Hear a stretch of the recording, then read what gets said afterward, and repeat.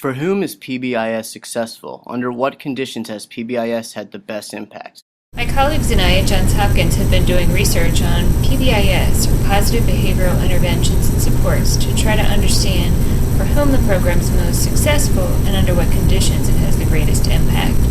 We've conducted 2 large-scale randomized controlled trials, one looking at the Tier 1 supports, and the second trial looking at the combination of Tier 1 and Tier 2 supports. Of interest to us were things such as the teachers' ratings of the students' behavior problem and the overall organizational climate of the schools. We found that when looking at the impact of the Tier 1 supports through a large-scale randomized controlled trial in elementary schools, the teachers rated the students as having better focus on academics, as being more ready to learn, having fewer behavior problems and concentration problems in the classroom, and having more pro-social behavior as well as better emotion regulation.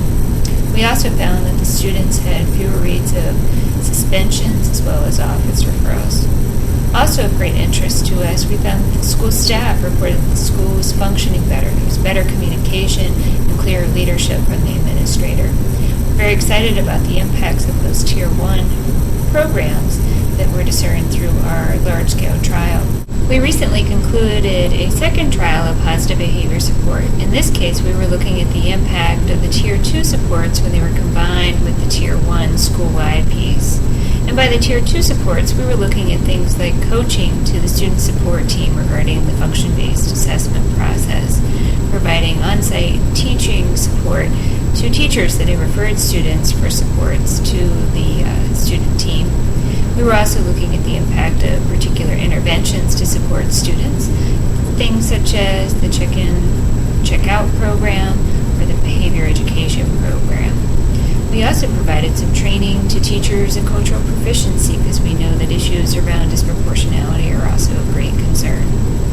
Within this project, we examined the impact in 45 elementary schools, half of which got randomized to get the training and the supports in this particular model, and half served as comparisons.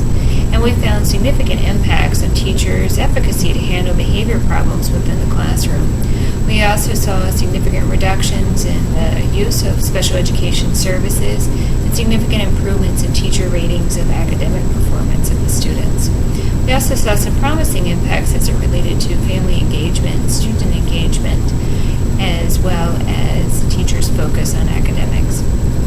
We're very excited about the impacts of these programs and anticipate that the program activities implemented at the elementary school level would also likely benefit schools at the middle and high school level.